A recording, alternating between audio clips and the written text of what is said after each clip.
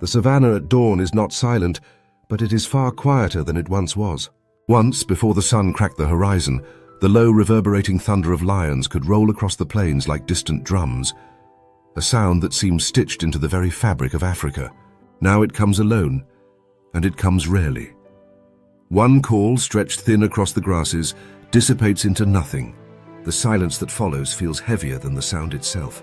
A lone male walks along a ridge of dust-colored earth, his mane brushed back by a breeze that smells of bone-dry grass and morning cool. His steps are slow, not because he's weak, though hunger does press against his ribs, but because he's listening. Lions do not walk blindly. Every paw fall, every pause is tuned to a soundscape far older than any map. And yet this male, already greying around the muzzle, finds no reply. No roars in the distance. No rustle of a pride moving through the scrub. The land is still. Lions are social predators, and their strength has always been in numbers. But this male, once part of a dominant coalition, has watched that strength unravel. The females of his pride are gone, scattered by drought, hyenas, and empty bellies. The cubs, born during a brief time of abundance, vanished before their second moon. A lion's roar is meant to declare presence, to warn rivals and call kin. Today, it returns to him only as a faint echo off a dry riverbed. In the tall grass below, a pair of hartebeest graze nervously. They're alert, but not panicked. In this region, lions have grown few enough that prey no longer assumes they're being watched. This subtle shift in behavior, the softening of vigilance, reveals more than the statistics ever could. Ecosystems adapt quickly to absence. Where once impalas scattered at a distant growl, now they graze, emboldened. But the lion still tries. Hunger drives him to stalk, even if his timing is off. He crouches, shoulder blades rising like hills beneath his coat, and the muscles in his legs coil with a readiness dulled by weariness. He advances too soon. The wind betrays him, and the hartebeest bolt in unison. Their hooves kick up dust as they vanish into a grove of acacias, and the lion's chase is half-hearted. He knows even as he runs that this was never a likely kill. Lions, despite their fame, are not built for sustained pursuit. Their hunts succeed when coordination and terrain align, when pride members fan out, encircle, or drive prey into ambush. Alone, the odds drop dramatically, and more lions than ever now hunt alone. Once, this landscape was mapped in scent, a web of territories patrolled and fought over. Borders were kept by roaring duels and bloody skirmishes, by the presence of cubs and the order of mothers. Now those lines are dissolving. In many areas, there are simply too few lions left to hold them. Territories go unchallenged not because they are won, but because no one is left to contest them. Along the river bend, bones lie half-buried in the dust. A zebra carcass, old and sun-bleached, marks where another predator fed, likely hyenas, who are thriving in the lion's decline. These scavengers, opportunistic and social, have seized gaps in the food chain.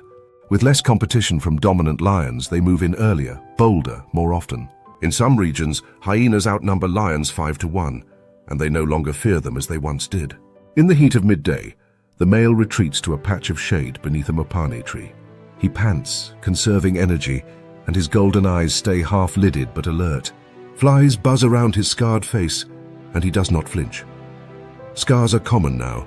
With prey harder to find, lions increasingly fight among themselves over kills. These battles, once rare, are becoming desperate and frequent. Data collected across protected zones in East Africa shows a sobering pattern. Lion populations have plummeted by over 40% in just 3 decades. Once common across almost the entire African continent, their range has contracted to less than 10% of what it once was.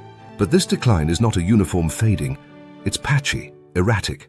Some prides disappear completely from a region, while others persist for a while, isolated, until their numbers fall below recovery thresholds. Isolation, in ecological terms, is as deadly as drought. Without other prides to interact with, without genetic diversity, lions become vulnerable to inbreeding. Cubs born to too small gene pools show lower survival rates, weaker immune systems, and less robust hunting behavior. The predators themselves are being hunted, not with bullets in this story, but by the invisible creep of ecological breakdown. In the distance, vultures spiral. The lion watches them. His instincts tell him what that means. Death, food, competition. He rises again, though slower than before. At the carcass, if he finds it, There may already be hyenas, jackals, perhaps even another solitary male. The odds of taking it are slim, but odds mean less when the stomach is empty. As he moves, the light slants low and orange across the savannah. Shadows stretch, and the sounds of the evening chorus begin. A soft wind through dry leaves, the tick-tick of insects, and somewhere far off, a single bark from a baboon troop settling into the trees. Still, no other roar answers his. He pauses again, scenting the wind. There is no smell of arrival, no trace of a pride nearby. The land stretches around him in every direction, beautiful but eerily barren. What once was a kingdom of roaring kings has turned into a realm of ghosts, not yet extinct, but edging, quietly, toward it. This lion is not the last, but his silence tells us what the future sounds like. The air is still beneath the canopy, heavy with the scent of damp soil and crushed bark. A gentle breeze stirs the hanging vines, but it carries no bird calls, no monkey chatter, no distant trumpet. The forest is too quiet. For a moment, the only sound is the slow, rhythmic crunch of padded feet pressing into the leaf-littered floor, deliberate, steady, and ancient. A matriarch leads her family forward. She moves with the cautious confidence of an elder that has walked this route 100 times, though now her ears pivot more often. Her gait lingers at every fork. Behind her, 3 females follow, their sides caked in dry mud from a wallow 2 days ago. Among their towering legs walk 2 calves, one barely weaned, the other old enough to mimic adult browsing but still young enough to chase butterflies when no one's looking. Their presence adds an urgency to every decision. These are not aimless wanderers, they are survivors on a map that no longer makes sense.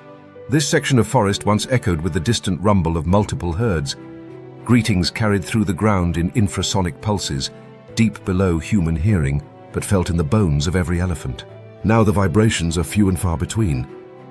The matriarch pauses, lowering her trunk to the soil, brushing aside debris in search of a familiar scent.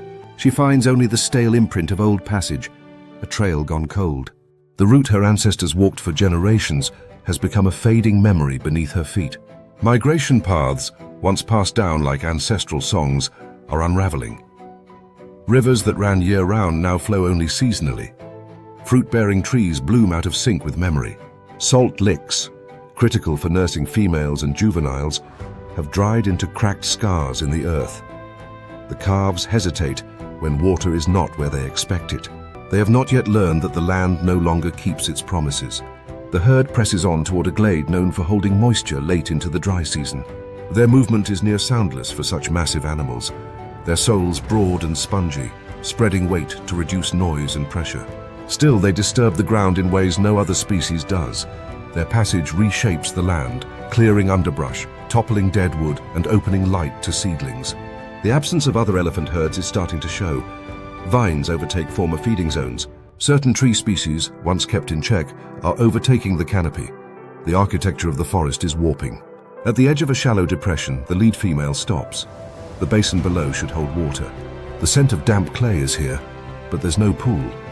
Just a circle of dry, compacted dirt, dotted with cracked hoof prints and dried dung. The matriarch steps in slowly, using her feet to scrape, her trunk to test. She knows water might still lie beneath the surface. With methodical movements, she begins to dig. The others wait. This is a learned behavior. Elephants in dry regions have been known to dig their own wells when surface water vanishes. The eldest females are often the only ones who remember where to do this and how. In some regions, when those matriarchs disappear, the skill is lost with them. Without access to buried water, entire herds have been known to weaken in a matter of days. Here the mud darkens slightly as the matriarch continues, and a small pool begins to form. The others move forward cautiously. The calves, thirsty and uncoordinated, jostle one another trying to drink, nearly stepping into the fragile well. One receives a firm nudge from its mother's trunk, a silent correction that keeps the water source usable. These are subtle lessons learned in motion. How to respect shared resources, how to wait, how to listen. As they drink, oxpeckers land across the adults' backs, flicking through fur for parasites.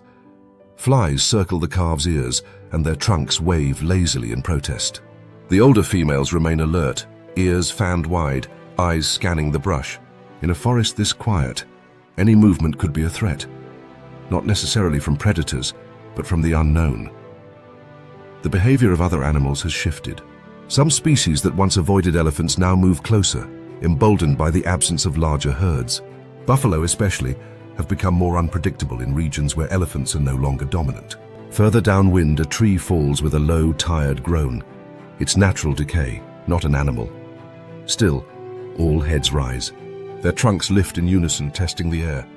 They hold still for almost a minute before relaxing. Even calves freeze in silence. It's a coordinated awareness, born not of fear, but of long habit, the kind that makes survival possible in a landscape stripped of guarantees. The matriarch moves again, this time toward a stand of marula trees. Some are fruiting early. This irregular bloom cycle, increasingly common, is likely tied to shifting rainfall patterns.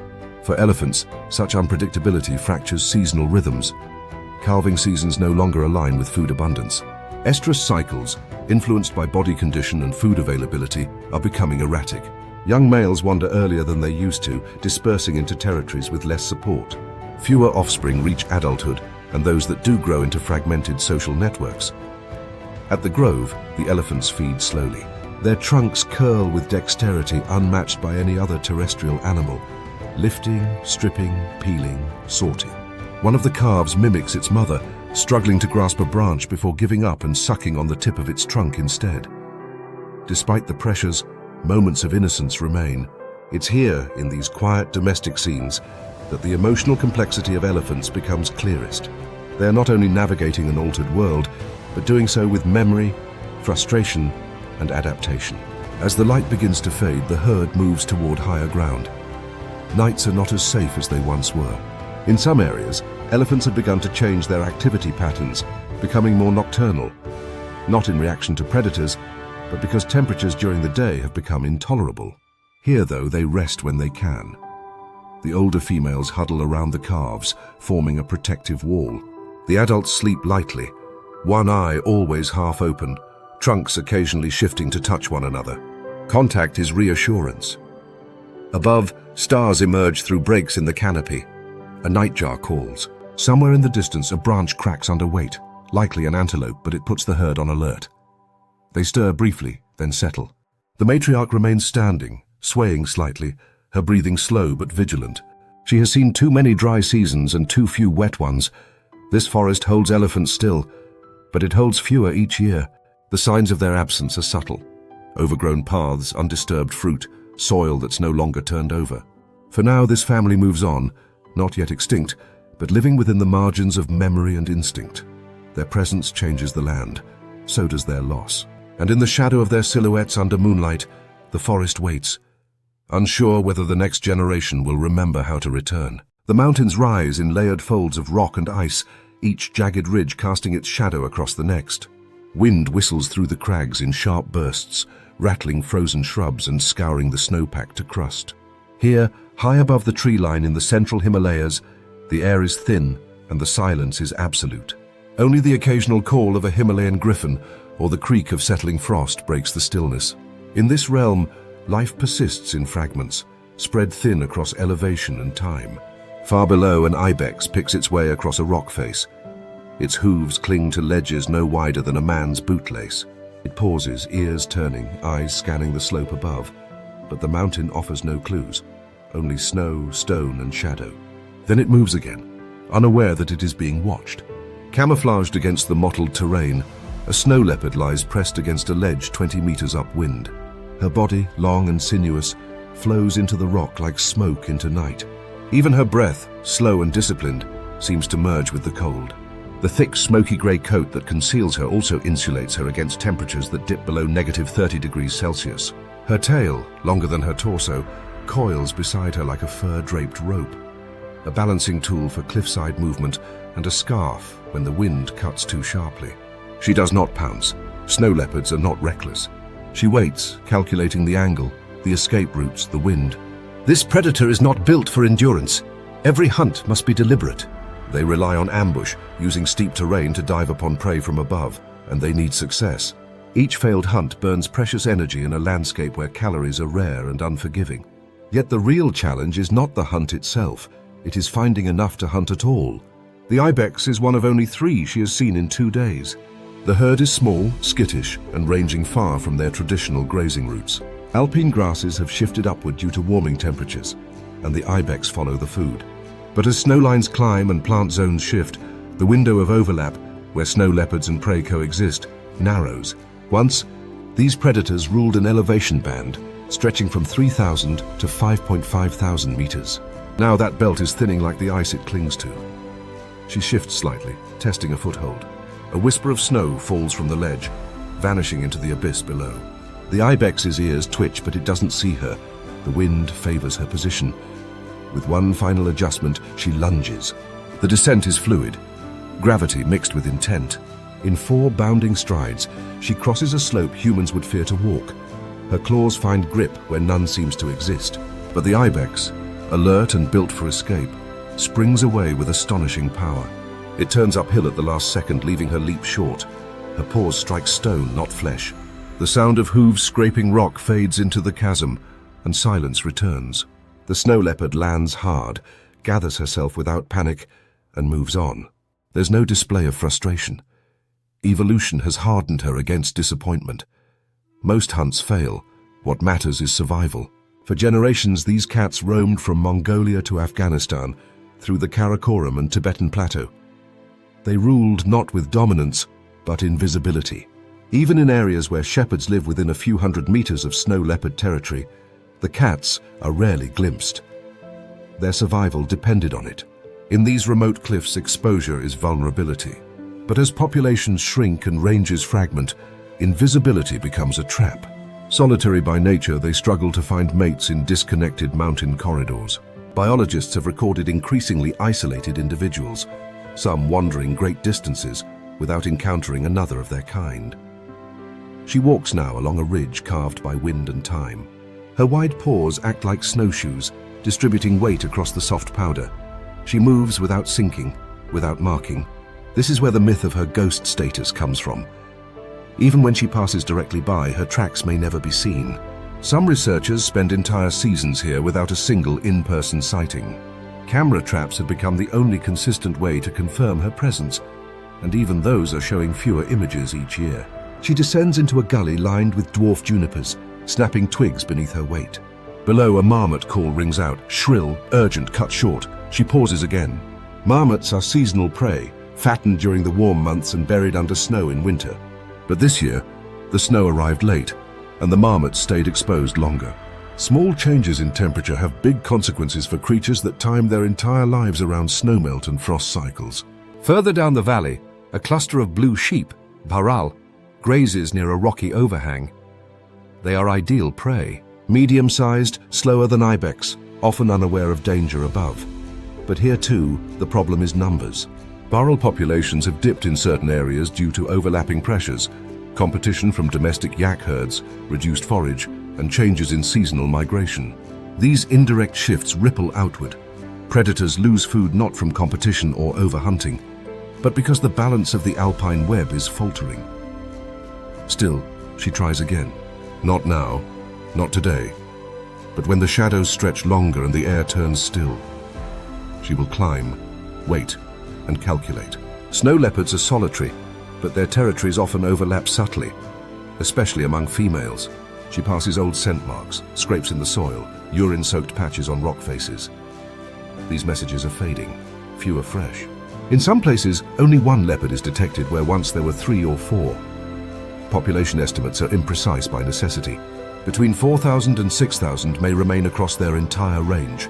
In places, numbers are lower than expected, even in protected zones. The reasons aren't always visible.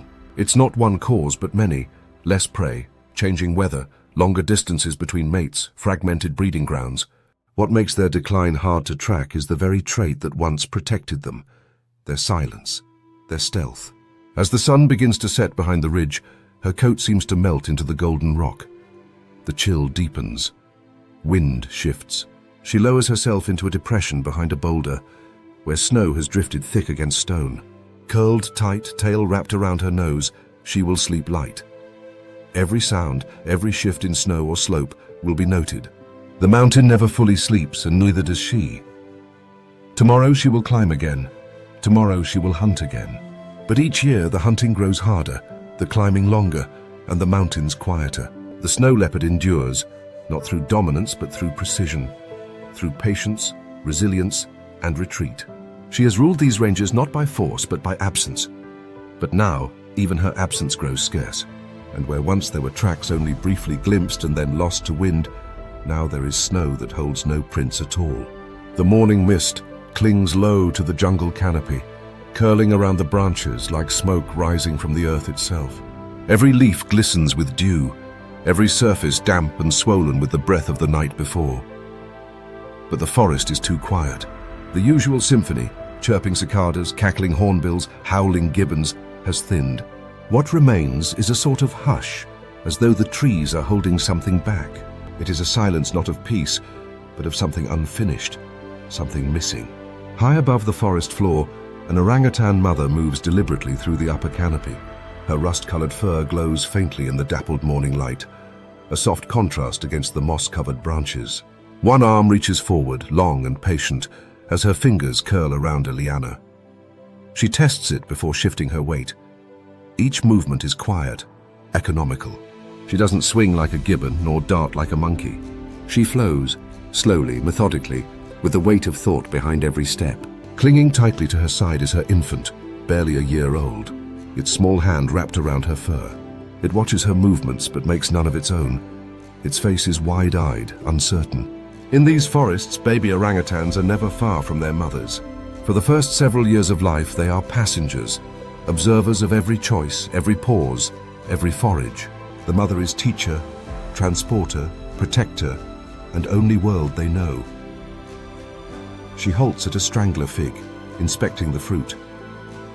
The tree is mature but barren. No wasps, no clusters, just a scatter of overripe remnants on the ground far below. Her nose twitches.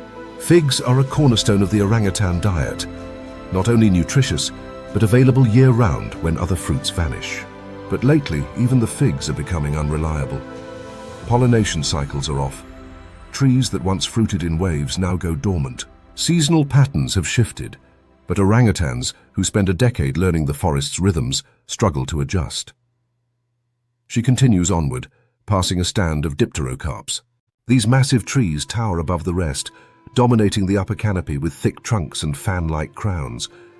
But they, too, are falling silent. Once, when fruiting en masse, they fed whole communities of animals. Pigs, birds, monkeys, even sun bears. For orangutans, their seed crops meant abundance. But now such masting events are rare and unpredictable. Some years bring none at all. This mother has already traveled further than usual this week. Her territory overlaps with no others. Once, she might have heard the long call of a male echoing in the distance, a slow, drawn-out bellow that resonates across the jungle, asserting presence and drawing potential mates. But the last one was weeks ago. The air remains still. Even the calls of other females, softer and more intimate, are absent. It is as though the language of the forest has begun to fade. For an animal as solitary as the orangutan, communication is rare but significant. They are not like chimps or gorillas with their complex social groups. Instead, their interactions are infrequent and largely non-verbal. Shared space, fleeting glances, gentle touches between mother and child. But even these minimal threads of connection are fraying as the forest empties. Some isolated females are now living in territories so large and empty that their infants may not meet another of their kind for years. She halts again, crouching in the crook of a tree, and reaches for a fruiting rambutan. This one is ripe. She peels the hairy skin with careful fingers, exposing the pale flesh beneath. Her child chirps softly, and she gently passes the fruit to its waiting hands. It fumbles, then succeeds. The moment is quiet, shared and unhurried, but it's fleeting. She has to keep moving. There's no guarantee another tree nearby will offer the same. The orangutan's energy budget is precise. Every calorie burned climbing, every hour spent searching, must be matched by what she can find to eat. During lean seasons, some individuals lose up to 25% of their body weight, and for mothers, the stakes are higher. Lactation demands more from her than from any other mammal in the forest. She cannot afford long droughts of nutrition, and yet the intervals between fruiting trees are growing longer. She begins building her midday nest, a quick weave of branches and leaves, padded with softer fronds. Orangutans build new nests daily, sometimes multiple. These are not dens, but resting spots. Their construction is so specific and skillful that researchers can identify individuals by the way they fold certain leaves or brace the frame. She arranges hers quickly, testing its balance before settling in with her child pressed close. Around her, the canopy seems unusually empty. No rustle of monkeys in the treetops, no rattle of hornbills chasing one another. Even the insects seem subdued. This absence is not just seasonal. In some areas, surveys now detect fewer than half the invertebrate biomass compared to 20 years ago. That loss reverberates upward. Fewer insects means fewer pollinators. Fewer pollinators means fewer fruits. Fewer fruits mean emptier bellies. As she dozes lightly, her baby fidgets and climbs across her chest. It reaches toward a leaf, inspects it with a curiosity that will become essential if it survives long enough to forage on its own. But that day is far off. Orangutan infants stay with their mothers for up to 8 years, the longest known dependence of any non-human mammal. Everything the child will know about the forest, what to eat, where to go, what sounds mean danger, must be taught in that time. But what happens when the forest it learns is not the forest that once was? This mother, though unaware of it, is navigating a landscape under immense pressure. The threats are rarely visible from above. They do not come in the form of predators or storms, but in subtler forms.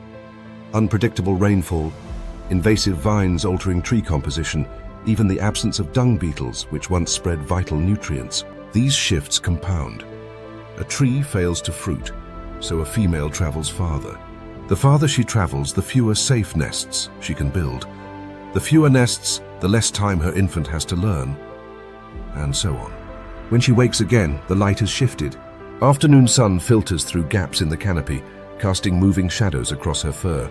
She gathers herself slowly, nudges the infant into position, and begins to move again. Always searching, always adapting. As she disappears into the foliage, the leaves close behind her.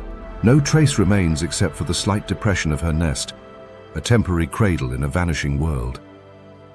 This is how the forest falls silent, not with a crash or a fire, but with fewer footsteps, fewer calls, fewer eyes peering out from the branches. The orangutan survives, still clinging, still teaching, still moving.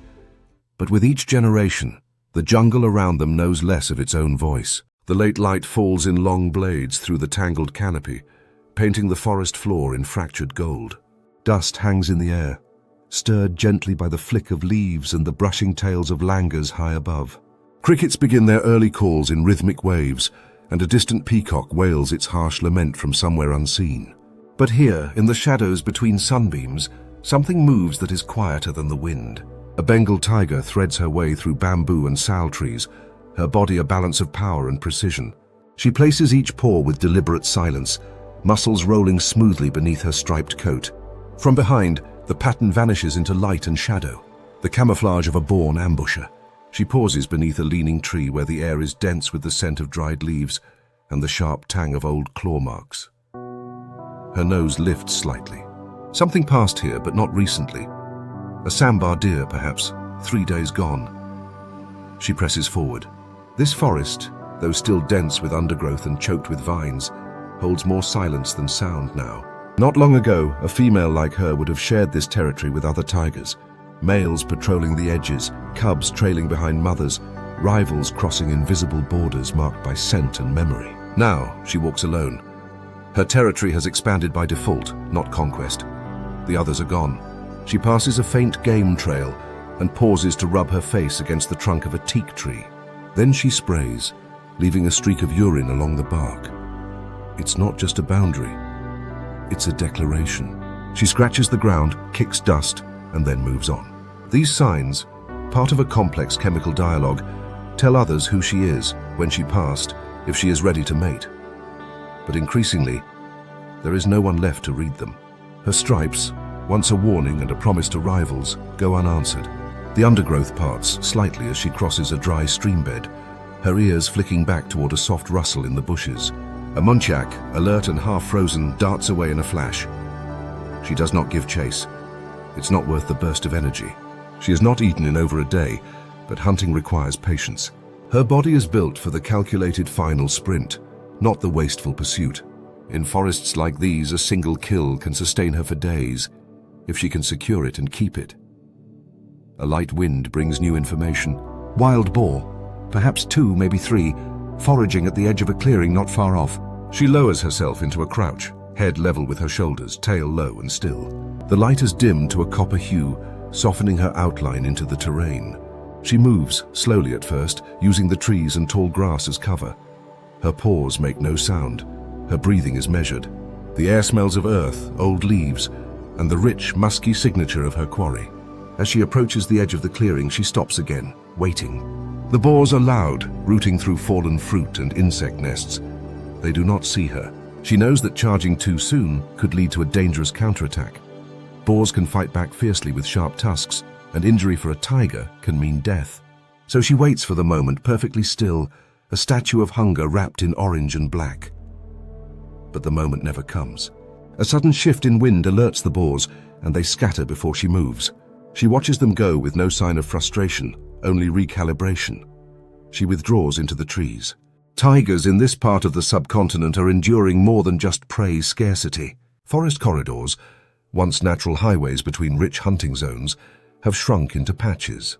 Natural migration is blocked by roads, railways, even fields cleared by seasonal burning. What was once a seamless jungle is now a mosaic. She is navigating an archipelago of trees, floating in a sea of boundary walls and invisible fences. She heads west, deeper into the denser part of her range. There the canopy is heavier and the ground is richer in leaf litter. Night descends slowly, but the forest shifts. Nocturnal voices take over. Nightjars call in bursts. Insects hum in harmonies only broken by the distant whoop of a civet. Still, the tiger makes no sound. She travels using trails she's memorized since youth. Paths carved by deer, pressed by elephants, shaded by hanging lianas that swing gently even without a breeze. When she was a cub, this part of the forest sang with life. Her mother hunted here. Other cubs played nearby. The old watering hole, now reduced to a stagnant puddle most months, was a gathering point for prey and predator alike. But now, even the frogs are fewer. The trees are taller but lonelier. She reaches a favorite resting spot, a rise of earth beneath a large fig tree, where the scent of other tigers once lingered. She lowers herself slowly, eyes still scanning. The night brings cooler air, easier breathing, and new opportunities. Many of her kills happen after midnight, when the forest tensions subside and prey animals drop their guard. She doesn't sleep yet, only rests, poised between stillness and decision. Bengal tigers are apex predators, yet they live in constant calculation. Every movement is weighed against the cost of failure. The illusion of dominance masks the reality of fragility. They require enormous territories, high densities of prey, and relative seclusion, a formula increasingly rare in the modern landscape. Her current range, though seemingly vast, is barely sufficient, and it's shrinking. In some regions, tigers now patrol corridors less than 10 square kilometers, overlapping dangerously with humans, livestock, and risk. But here, for the moment, she is undisturbed. She rises again just past midnight. A sambar call echoes distantly. It's not an alarm, not yet, just a warning between others. She circles downslope, moving toward a known path the deer often take at night. The stars are hidden behind canopy, but the darkness is not absolute. Her vision, sharpened for low light, guides her easily. She reaches a shallow gully and halts. This time her patience pays off. A solitary sambar stag walks cautiously, sniffing the air. She waits, motionless. Then she moves. One step, another, then the final burst. Her charge is silent and fast. The impact is sudden, the struggle brief. When it ends, the forest falls still again. The kind of stillness that follows when something ancient has played out as it was always meant to. She begins to feed, her breath heavy, her muscles relaxing at last. The kill will keep her alive for another few days, perhaps allow her to rest longer tomorrow. But there is no surplus. There are no cubs to feed. Not now, not yet, perhaps not ever. She eats alone under the cover of night, wrapped in stripes that once defined an empire of predators. Now they mark the slow retreat of a species that ruled silently and may vanish the same way. The Bengal tiger remains, but like her territory, her legacy is thinning. Her presence, once common across the Indian subcontinent, now flickers across a patchwork of forest fragments. In some areas she is the last. not of her kind, but of her line, her memory, her place in this stretch of land. And as the sun rises again and her shadow disappears into the undergrowth, there is nothing to show that the largest cat in the world had ever passed through. Except, perhaps, the fading scent along a tree and a few paw prints quickly swallowed by wind. Beneath the surface, the water is glass. Sunlight filters down in soft, trembling shafts, turning the seafloor into a shifting canvas of blue and gold. A scattering of silvery fish drift near the shallows, their scales flashing like broken mirror shards before vanishing into silence. The reef ahead should be a riot of color and movement, a living metropolis of coral spires, darting fins, and constant sound. Instead, it's quiet. Too quiet. A cathedral with hollow walls. From the distance, a lone green sea turtle glides into view. Her front flippers sweep through the water with a steady, practiced rhythm, effortless, ancient, and patient. Her shell is broad and smooth, colored like dark jade and worn by decades of ocean travel. Algae cling to its ridges. Her eyes scan the path ahead with slow intelligence, reading currents, watching the shadows. She's old enough to remember when this reef pulsed with life. She moves through corridors of coral skeletons, once bursting with color, now bone white. Bleaching has stripped the reef of its vibrancy, leaving a ghost town of structures still standing but biologically vacant. The algae that formed the reef's lifeblood, symbiotic with the coral, have fled in the heat. Without them, the coral cannot feed. Without coral, fish scatter. Without fish, predators follow. And behind it all, the turtle continues to swim, following instincts older than the reef itself. She pauses at a slope where seagrass once grew thick and fragrant, a key food source for herbivorous turtles like her. Now the bed is thin, patchy, worn down by temperature spikes and coastal runoff. She lowers herself slowly, scraping at what remains, biting methodically, chewing with slow certainty. Each mouthful is coarse and less nutritious than what she knew in her youth, yet she eats, because there is little choice. As she feeds, juvenile reef fish circle tentatively, sensing no threat. Tiny damsels, a bold butterfly fish, a lone wrasser, remnants of what was once a teeming crowd. Their movements are twitchy, irregular. Even in calm water, they behave like animals without the protection of a crowd. There's a vulnerability here that didn't exist before, and the turtle seems to notice. She rises again, flippers pressing down on the current, and resumes her journey across the reef. The coral beneath her tells stories in texture. Some heads are cracked and brittle, dying from exposure to too warm waters. Others are overrun with filamentous algae, once kept in check by grazing fish that are now too few to matter. Here and there, one or two coral polyps still glow faintly with life, like embers flickering at the base of a dying fire. But the overall pattern is unmistakable. This reef is unraveling. The turtle does not dwell on this. Her mission is older than the reef, tied to magnetic cues imprinted into her body the day she hatched. Every few years, when her internal compass shifts just so, she returns to the same beach where her life began, to nest. It may be hundreds of kilometers away, but she follows a precise path using Earth's magnetic field like a living map. No trail markers, no visual signs, just invisible signals carried in her blood. She rises for air, one smooth ascent, one deep breath, and she vanishes again below the surface. This dance between two worlds has defined her existence. Her lungs are strong enough to hold hours of air when resting, and her body is shaped for endurance. She is not fast, but she is relentless. She will travel across currents, past reef scars and sunken shipwrecks, along sandy banks and through muddy shallows, all to reach that sliver of sand. When she finally arrives, the coastline appears empty under moonlight. Waves slap gently at the shore, and the beach curves like a crescent blade between jungle and sea. She hovers in the shallows, waiting, letting the tide pull at her flippers. Nesting is dangerous. On land, she is slow and exposed, far removed from the freedom of water. But the urge is overwhelming, coded in her bones. She lumbers ashore. Every step is a drag against gravity. Her weight presses into the sand, flippers scraping forward with effort. She searches for the right patch, dry but close to the tide line, protected by dune vegetation but free of obstructions. She digs, slowly at first, then with deep sweeps, flinging sand behind her until a chamber is formed. Then, still and trembling slightly, she begins to lay. Each leathery white egg drops into the hollow space with soft, muffled thuds. One by one, the clutch builds, perhaps 80, maybe more. She covers them with care, pressing the sand gently with her rear flippers, packing it firm, disguising the location.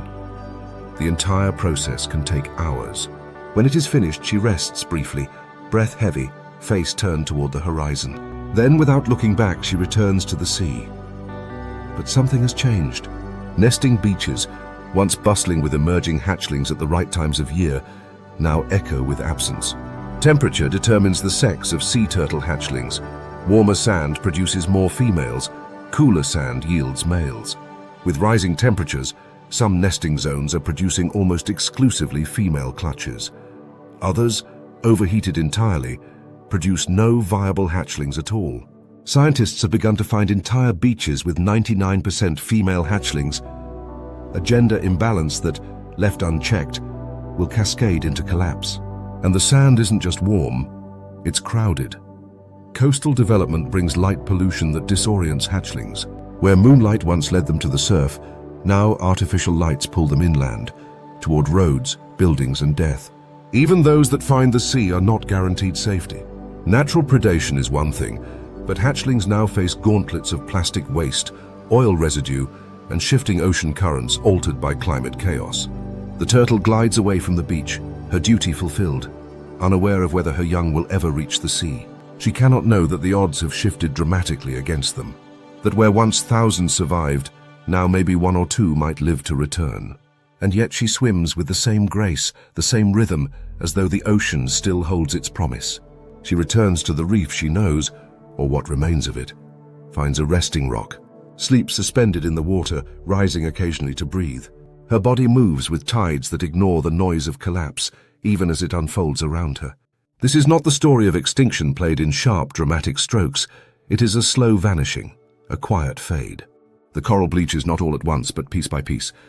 The fish disappear not in floods, but in trickles. The turtle doesn't vanish, not yet, but she swims through an ocean whose rules are changing faster than evolution allows.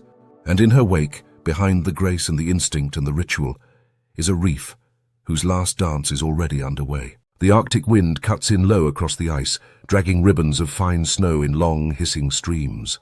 The sky above is an endless grey canvas, its light diffused and directionless, casting no shadows, offering no warmth. The horizon is a smear of pale steel. From above, the sea appears frozen and solid, a mosaic of broken plates locked together by surface tension and time. But beneath that thin crust is motion, cold, deep, relentless motion. A single polar bear moves across this fractured plain. He walks with the mechanical rhythm of purpose worn thin by hunger. His paws, broad as dinner plates and rimmed with stiff fur, spread wide with each step to keep him above the soft patches.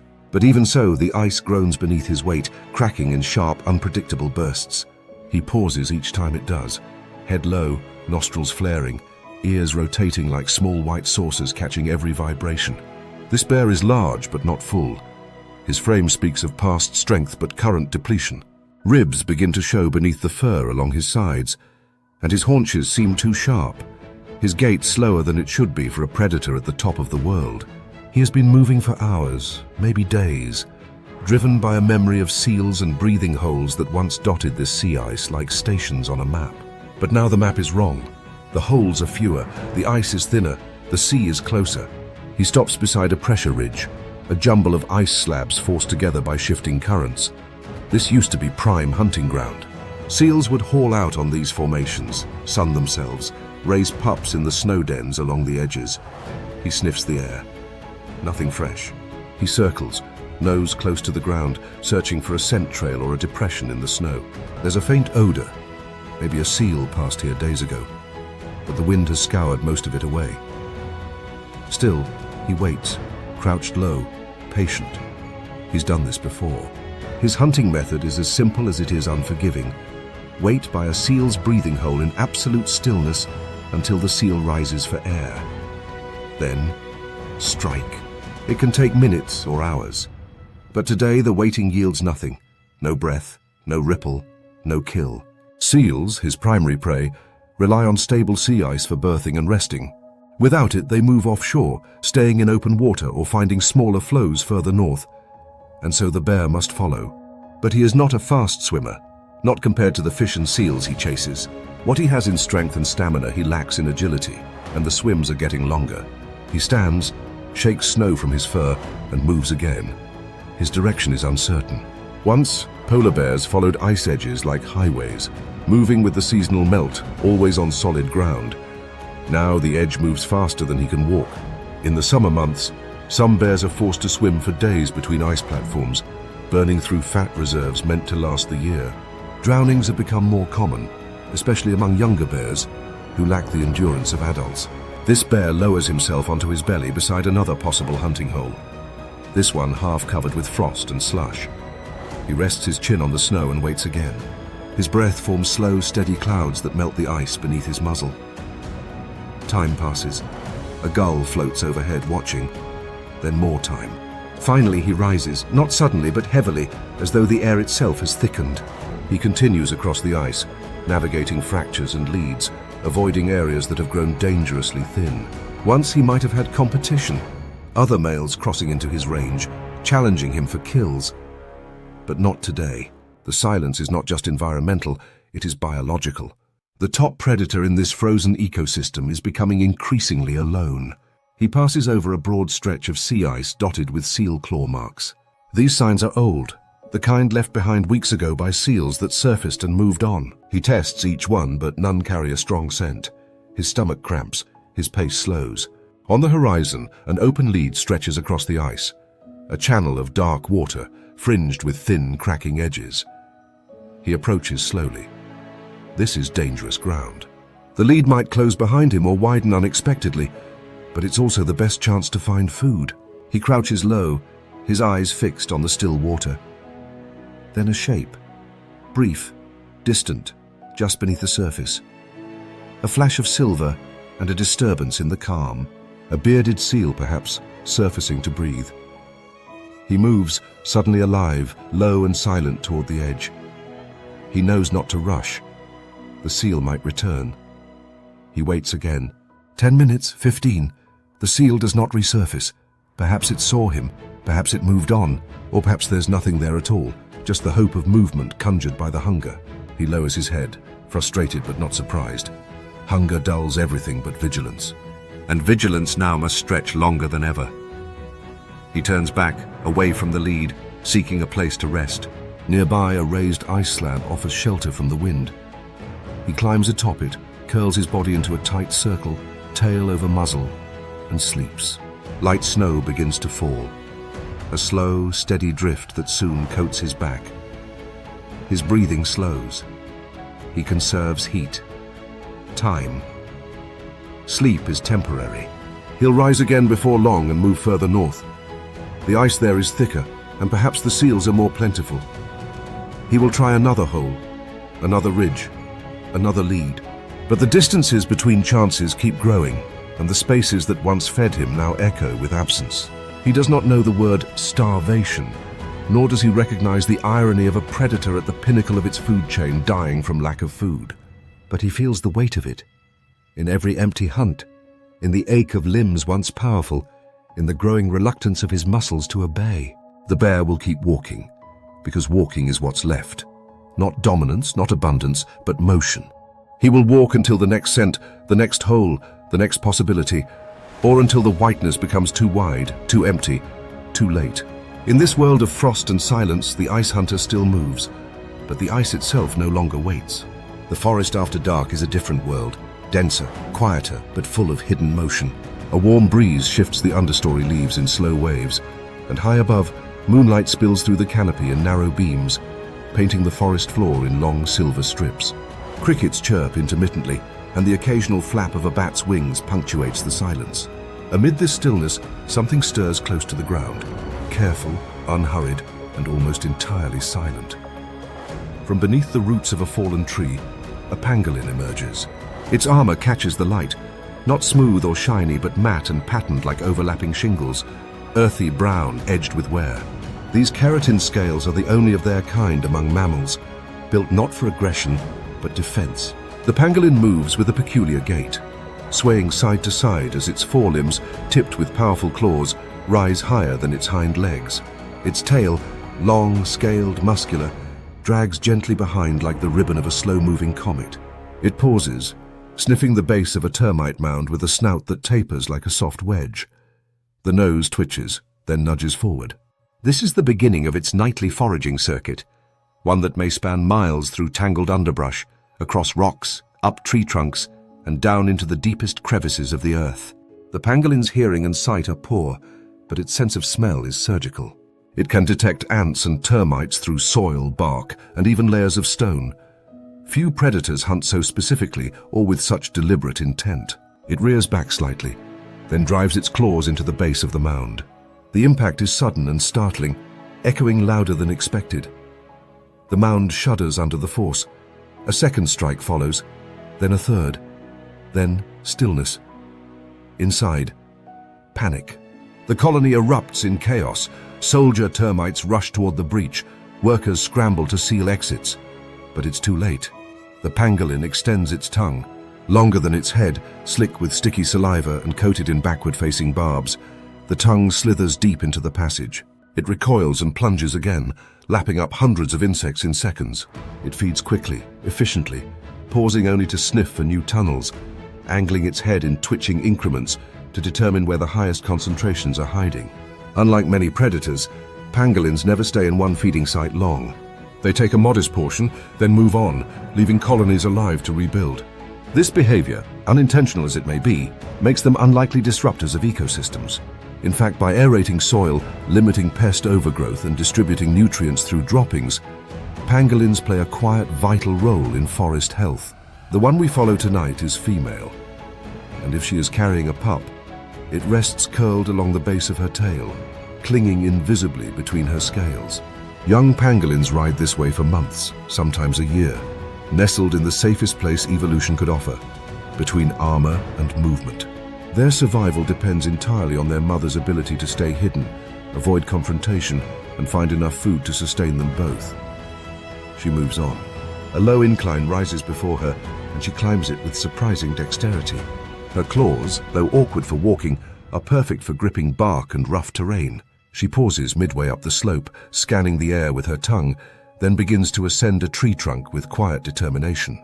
Pangolins are largely ground dwellers, but some species are skilled climbers, venturing into trees in search of arboreal nests. The act is awkward to watch, part snake, part sloth, but effective. At a fork in the branches, she stops again, curling her tail under her body as a counterweight, and probes a decaying knot in the trunk. Here, ants. Less numerous but easier to reach. She consumes them without hesitation, pulling back her tongue and flicking it out again with rhythm and precision. Each movement is instinctive, practiced, unchanged for millions of years. Fossil records suggest that pangolin-like mammals have existed since the Eocene, roughly 50 million years ago. In all that time, little has changed in their biology. They are so specialized, so finely tuned to a narrow ecological niche, that any sudden environmental shift is catastrophic. They are not adaptable generalists like foxes or rats. They cannot pivot. They persist only where their exact needs are met, and those places are vanishing. Though rarely seen and almost never vocal, pangolins have become the most trafficked mammals on Earth, not because of their behavior, not due to overpopulation, but because their very uniqueness, their scales, their rarity, their shyness, has made them a target. Their defense mechanism, to curl into a tight, armored ball, makes them helpless against human hands. Against leopards or lions, this works. Against poachers, it is fatal. But there is no poaching here tonight. No headlights in the distance, no rustle of traps or scent of death. Just the pangolin, continuing her crawl through a quiet forest that still holds room for her kind. For now. She descends the tree with equal care, tail first, claws gripping grooves in the bark. On the forest floor, she resumes her circuit, veering toward a hollow log split open by age and termites. She squeezes into the cavity, almost disappearing from view, her scales brushing wood. She's in no rush. The night is still young. She will feed a little more, curl up in a hidden hollow before dawn, and vanish again into the cycle of invisibility. What makes the pangolin so difficult to protect is what once made it so safe. Its silence, its solitude, its vanishing act. Even experienced field biologists can spend years studying a forest and never see one. Most sightings come from camera traps, fleeting images of a tail, a silhouette, a blur between trees. Their populations are difficult to count, their patterns hard to track. By the time declines are noticed, the collapse has often already begun. She crosses a patch of bare earth and pauses. Her motionless form looks like a piece of bark or a curled seed pod. Then she uncurls, sniffs, and continues. Each hour she survives, each night she feeds, she carries the weight of something irreplaceable. Not just her own genetic line, but a lineage of ancient, irreplaceable behavior. An evolutionary solution no other creature has mirrored. She moves on, deeper into shadow, leaving only the faint imprint of her tail and the scattered remnants of half-devoured ant colonies behind. The forest swallows her completely, as if she were never there. And for most, she never was. The living dragon walked among us, hidden in plain sight.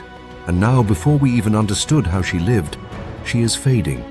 Not with a roar, but with the gentle shuffle of scales against earth, vanishing beneath a moonlit canopy. Far below the wrinkled blue skin of the Pacific, where sunlight breaks and vanishes in a shimmering descent, the ocean opens into vastness. Light gives way to dim greens and then to pure shadow, where pressure deepens and silence is profound. But it is not complete silence. Not yet. Beneath the weight of miles of water, sound travels farther than light ever could. And here in the pelagic dark, a low rumbling moan begins to stir, long, drawn and steady. It is the call of a blue whale. The sound vibrates through the water like distant thunder, not a noise so much as a feeling that passes through bone and organ, a seismic presence more than a voice. At its source, a massive figure moves with the fluidity of an iceberg.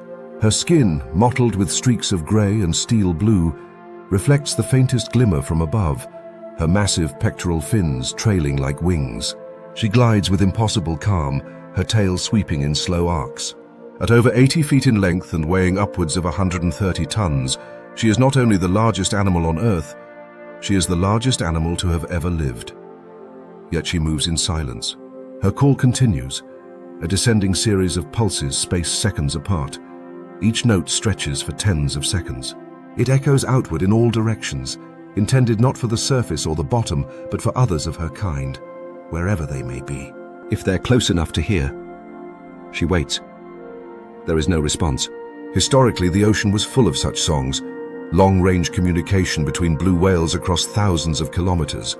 A low-frequency chorus filled the basins, connecting individuals across vast distances. These were not random vocalizations, but complex, patterned songs used to attract mates, coordinate movements, perhaps even communicate identity. But today, the chorus is thin, not because whales have stopped singing, but because fewer are left to sing, and the ocean itself has become deafening. A container ship passes above, too far for her to see, but not too far to be felt. The low mechanical hum of its engine saturates the water column. Underwater, human noise doesn't fade the way it does in air. It stretches and spreads, drowning out natural signals. For whales that rely on acoustic space as their primary sense, as their connection to one another, this noise is more than just background. It is disorientation. She veers away, descending deeper into the twilight zone. Around her, lanternfish scatter in brief bursts of bioluminescence, like shooting stars across a night sky. A curious squid darts close, then flashes white and flees. The whale does not react. Her focus is elsewhere. The hunger in her belly reminds her of another mission: food. Krill, the tiny crustaceans that form the foundation of her diet, once gathered in massive visible clouds across cold upwelling zones. Now the patches are smaller, harder to find, and drifting further south. Warming waters have disrupted currents, shifting the very systems that produce plankton blooms, and with less plankton, there is less krill. She rises again, slowly, aiming for a known feeding ground. A shelf break where cooler, nutrient-rich water often brings prey closer to the surface. Her ascent is rhythmic, unhurried. Blue whales are filter feeders, and when they do feed, they do so with tremendous force. She lunges, mouth open, engulfing more than 20,000 gallons of water in a single sweep. Her pleated throat expands, ballooning outward to accommodate the volume. Then she closes her mouth, contracts her muscles, and forces the water out through comb-like baleen plates that line her jaws. What remains, a slick soup of krill, is swallowed whole. Tonight, however, the lunge yields almost nothing. A few scattered krill drift in the mix, but not enough. She feeds again, then again. Each effort burns energy. Momentum must be built and broken. A single successful lunge can yield several million calories, but misses are costly. She must feed almost constantly during bloom periods to maintain her bulk through long migrations. A bad season can mean slower movement, reduced fertility, and in some cases, starvation. She dives again, deeper this time. At 300 meters, the light disappears completely. Here, she moves through a cold void, where only faint silhouettes pass. Her heart slows to 2 beats per minute. Her lungs collapse under pressure, and oxygen is stored in her muscles and blood. She is built for this. For pressure, for distance, for time. But even with such efficiency, she cannot create krill where there are none. In some regions, blue whales have altered migration patterns, leaving traditional feeding grounds earlier, arriving at breeding zones weaker. Some fail to reproduce at all. Calving rates have dropped. Calves that are born are more vulnerable, with mothers unable to nurse long enough before needing to return to find food. The whale surfaces once more, the explosive exhalation of her blow reverberating in the still air. A plume of mist shoots skyward, hanging briefly before dissolving. Then she inhales, a deep, powerful breath that refills lungs the size of small cars, and disappears beneath the waves once more. She sings again. Her voice travels for miles, uninterrupted now as the ship has moved on. But the silence remains. When blue whales were hunted nearly to extinction in the 20th century, their global population fell by as much as 97%. Even after decades of protection, they remained critically reduced, scattered in pockets across oceans that were once filled with them. Their songs, once layered in overlapping waves, now echo back unanswered. In a strange twist, scientists have observed that the frequency of blue whale songs is declining over time. Recordings from decades ago show higher-pitched calls than those heard today. Some speculate it's due to the thinner populations, fewer males competing, less need for volume. Others suggest it's a response to rising noise levels. Either way, the message is clear. The voice of the ocean is deepening and disappearing. The whale drifts now, her massive body suspended in salt and shadow, lungs full, muscles at rest.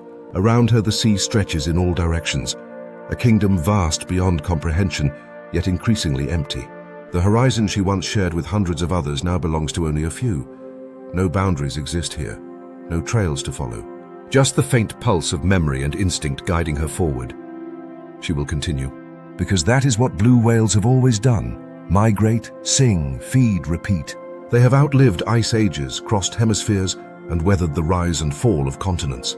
But never have they swum through oceans so altered in so little time. And so she dives again, tail lifting high, carving a final arc against the sky before vanishing into blue-black water. Her song lingers behind her, long, deep, unanswered, fading into the quiet, into the dark, into the vast, spreading silence of a sea that once sang back. Morning comes early to the floodplain, and it comes hard.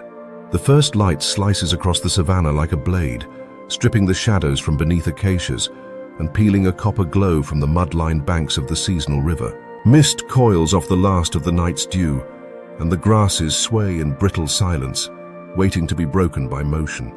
From a clump of brush near the edge of a dry riverbed, a pair of dark-rimmed eyes watches. Then a second pair, then 5 more. One by one, the members of a wild dog pack emerge, lean, long-limbed, and twitching with energy. Painted in a patchwork of tan, black and white, they move with a kind of chaotic grace, each step impulsive but never wasteful. To the untrained eye, they seem unruly, scattered. But there's purpose underneath, layers of silent coordination built into every gesture. The pack is small, only 7 dogs. A decade ago, packs of 20 or more were common in these parts, fanning across the grasslands like brush fires. But those numbers are now rare. Disease has thinned them. Fragmented ranges have split families apart. Snaring and road collisions claim individuals with clinical efficiency, and without numbers their strategy suffers. Still, this group moves with focus. The alpha female leads, tall, confident, her coat marked by a jagged scar along her left flank. Beside her trots the alpha male, ears perked, tongue lolling with anticipation. Behind them, juveniles and subordinates bounce forward in bursts, play fighting and nipping, before settling into the rhythm of the march. There's a kind of electricity in their trot, a high-tempo loop of energy that only grows sharper as the hunt approaches.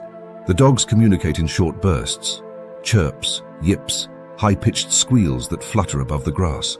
It's a language of urgency and clarity, designed not for stealth but coordination. Unlike big cats that hunt alone or in twos, wild dogs rely on overwhelming precision. Each individual reads the movement of the next, adjusting direction and speed in milliseconds. When it works, it's one of the most effective hunting strategies in the animal kingdom. Success rates often top 80%, far higher than lions, leopards, or hyenas, but it only works if the team stays intact. The scent of impala is fresh in the wind.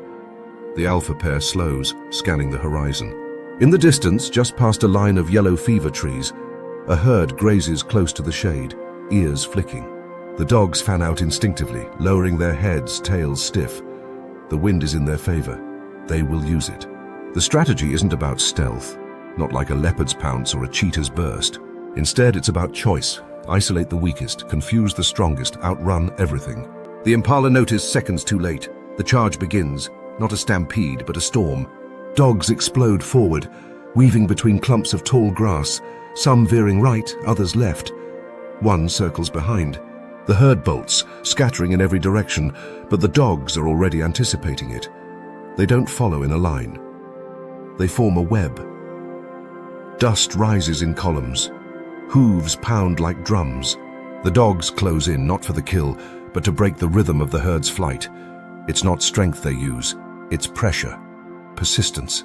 The chase stretches longer than most predators can afford. Half a kilometer, then a full one. Finally, a juvenile impala breaks stride, limping slightly, veering toward the river. That's all it takes. 3 dogs break formation and close in. One snaps at the legs, another swings wide to block escape. The impala tumbles. A final yelp signals success and the rest of the pack converges. The kill is swift, efficient. The air fills with the smell of iron and torn grass. Ears twitch, eyes scan. The dogs eat fast, always watching, always moving. There's no guarantee they'll be alone for long. Within minutes, their muzzles are streaked with crimson. Flecks of blood dot their coats. They rest in turns, some standing guard, others tearing muscle from bone with their teeth. The pups, gangly and eager, wait until the adults have taken their share. There is no growling, no fighting. Unlike lions, where hierarchy is enforced with bared teeth, wild dogs operate on consensus. Meals are shared. Pups are fed first. Injured packmates are supported. Their social structure is as cooperative as it is strict, and it's one of the reasons they've survived as long as they have. But the silence around them grows louder. In this part of the delta, wild dog packs once overlapped territories, their calls echoing across river channels like a chorus of whistles. Today, few voices remain. A rabies outbreak 5 years ago cut one local population in half within months. Canine distemper, carried by domestic dogs at nearby settlements, finished what rabies didn't. And even those that survived found themselves hemmed in by expanding farms, roads and fences, none of which care for paths worn over generations. As the sun climbs higher, the pack retreats into the shade of the riverbank. Their bellies are round, their breathing slow. One lies on her back, paws twitching in sleep. Another nuzzles a pup, grooming blood from its fur. These are quiet moments, the only ones they get. They may not eat again for days. Some hunts fail, others end in injury. Without enough members, a lost hunt means lost energy. And for predators built on stamina, energy is everything. Even hyenas who once trailed packs to scavenge leftovers are less frequent now. Without wild dogs, some parts of the ecosystem fall out of rhythm. Impala populations can spike, stripping vegetation and altering grazing dynamics. Lions, often competitors for the same prey, lose the balancing pressure of pack efficiency. Even vultures lose out on fast, regular carrion. Nature's web pulls at more threads than the obvious ones. As shadows stretch again across the floodplain, the dogs stir. They stretch, roll, sniff the air. It's too early to hunt again, but too dangerous to linger long in one place. They move on, not out of fear, but routine. Motion is their safety, their survival. They trot off into the fading gold, tails held high, silhouettes bouncing in the heat haze. The pups follow last, still chewing on a discarded rib. One stops to look back, ears swiveling. Nothing stirs. No answering call, just wind in the reeds and the soft rustle of grass closing behind them. In this place, the Crimson Watchers are still running, still playing their part. But fewer return each year. And with every pack lost, the chorus grows quieter, the rhythm falters, and a vital force within the pulse of the wild begins to slip away. The morning heat comes early to Komodo. Long before the sun crests the volcanic ridges, the island is already sweating.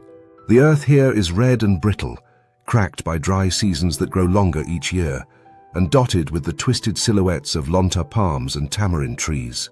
Smoke sometimes lingers over the ridgelines, the memory of yesterday's fire carried by winds that don't care what they burn. Beneath the ash-dusted shrubs and sharp grasses, a predator stirs. The Komodo dragon lumbers into the open with the slow, grounded force of something ancient. Its scales catch the light in uneven patches, dull grey and dusty olive, marked by mud and time. It walks low to the ground, limbs splayed wide, each step deliberate. Its claws dig into the dry soil like knives into old leather. The tail, thick as a sapling, swings behind like a counterweight. But the most telling movement is the tongue, pale, forked and flicking, tasting the world, hunting for signals.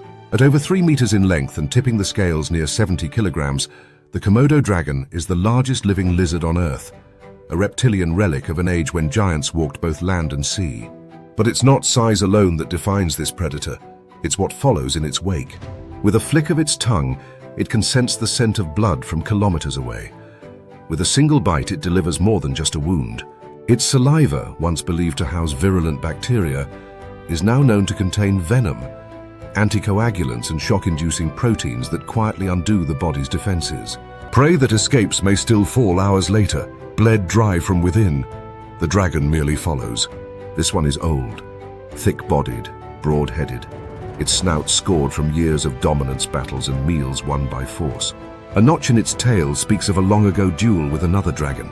Its pace today is steady but without urgency. It's not hunting now, it's patrolling. Komodo dragons are not mindless scavengers or wandering beasts. They know the terrain. They remember kill sites, nesting zones, wallows and trails worn into the volcanic slopes.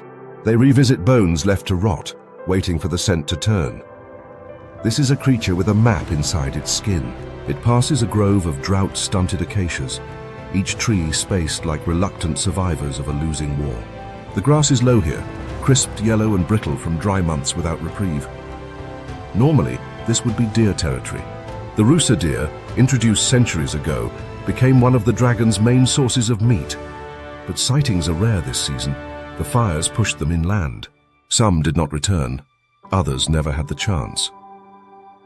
The dragon pauses, nostrils flaring. A trail. Not fresh, but not cold either. Perhaps another dragon. Or perhaps a feral goat. They're smaller, less ideal, but they'll do. Komodos are ambush hunters, but they aren't choosy.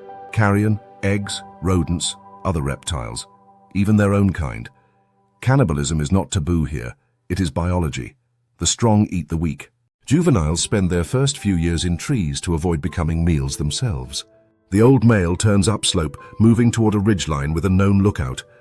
His claws scrape stone now, echoing faintly in the hot air. Each movement seems slow until you look closer. Then you notice the economy of motion, the fluid calculation behind every shift of weight. Komodos conserve energy not because they're sluggish, but because they must. Their metabolism is low, designed for bursts of violence rather than drawn-out chases. One meal can sustain them for days.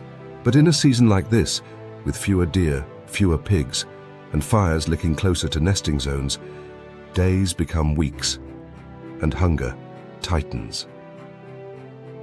At the top of the ridge, the dragon stops. From here, the island spreads out in folds of rust-colored hills and scarred forest patches.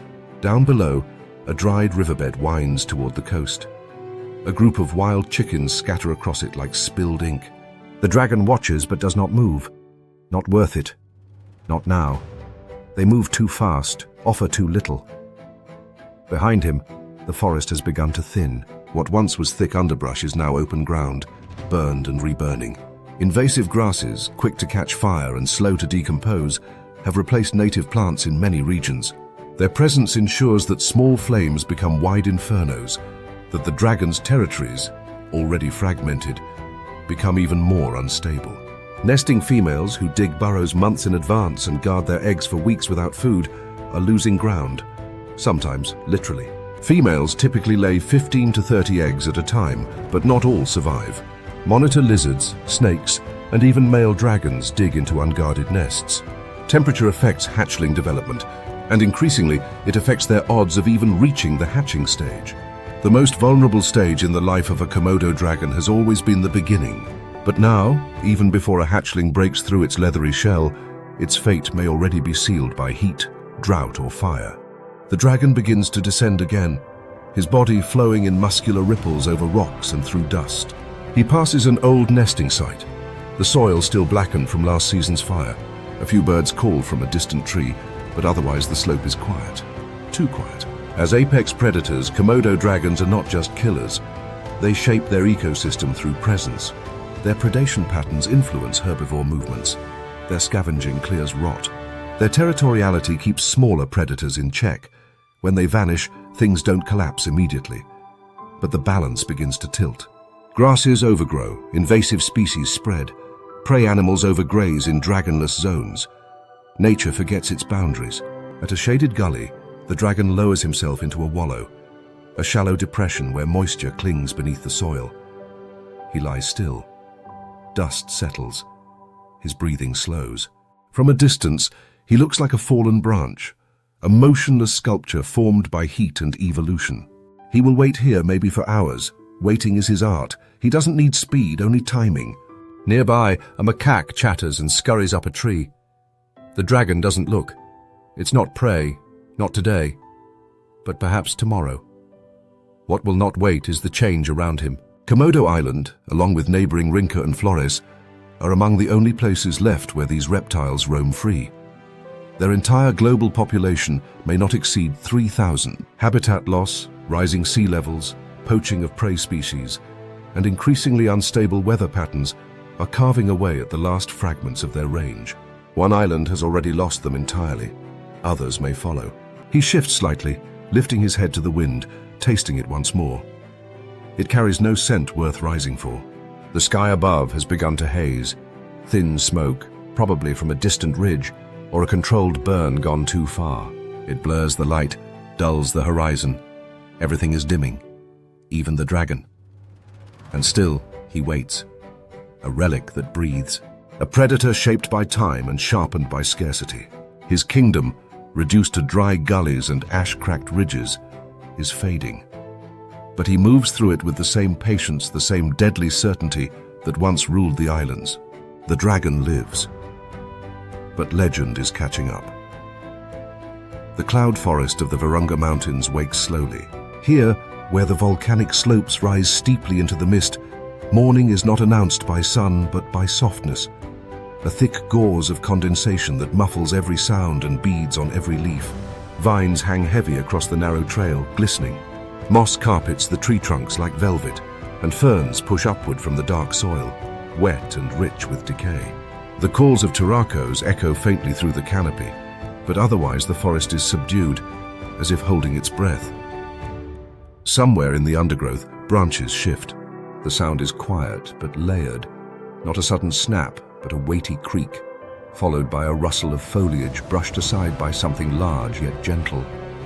A mountain gorilla steps into view. He is massive, close to 200 kilograms, with a low-slung head and the broad chest of a silverback, the mature male and leader of his group. His fur is thick and matted with dew, especially along his back where it has turned silver-gray with age. He moves with the assurance of something that has no natural enemies and yet is perpetually on edge. Behind him more figures appear, females, adolescents, and one tiny infant still clinging awkwardly to its mother's belly. They settle in a clearing surrounded by nettles and bamboo shoots. The silverback squats beside a thicket and begins to feed, tearing at the stems with slow, powerful motions, stripping leaves and stuffing them into his mouth with wide-fingered hands. He chews deliberately, his jaw muscles working like slow pistons. Around him, the rest of the group spreads out. Some sit, some lie back lazily, some play with the vines. The forest accepts them. This is not intrusion. This is belonging. Mountain gorillas live at elevations few large mammals would choose. The air is cooler here, wetter, and often shrouded in cloud. but the vegetation is dense and continuous. They do not need to migrate for food, nor do they require water holes. The plants they consume hold all the moisture they need. Each day is spent moving a short distance, feeding, grooming, resting. Their world is small but complete. A juvenile male breaks the stillness with a burst of movement, beating his chest and leaping sideways before tumbling into a bush. The silverback glances up, then returns to his meal without concern. Chest beating is not always aggression. In the young, it's often play or performance, a test of reaction, not dominance. Among gorillas, social order is less about violence than it is about stability. The silverback is both guardian and mediator, rarely forced to use his strength unless challenged by another adult male. Nearby, a mother peels bark from a branch while her infant explores her shoulder. The baby is clumsy, its movements more trial than execution. It reaches for her face, and she gently brushes its hand away. Their bond is constant, skin against skin, breath against breath. For the first few years of life, a gorilla infant is never far from its mother. It rides on her back, clings to her chest, learns to move by mimicking her steps. Her world becomes its world. And in the security of that connection, cognition takes root. Gorillas are thinkers. They possess memory, problem-solving skills, and a social intelligence that rivals any great ape. They use tools in captivity, and occasionally in the wild. They recognize individuals. They mourn deaths. Their emotional range is wide: calm, curiosity, contentment, even jealousy. But what defines them most is the depth of their relationships. Grooming, touching, resting against one another. These are not just practical behaviors. They're expressions of belonging. Yet that fabric is fraying. In this forest, this particular family is one of perhaps just a few hundred left in the wild. Mountain gorillas are critically endangered, but not only because of poaching or direct killing, though both have taken their toll in the past. Their greatest threat now is proximity. Human expansion, even when peaceful, pushes against the edge of their world. Villages grow, fields creep upward, trails multiply. Even tourism, carefully managed, carries risk.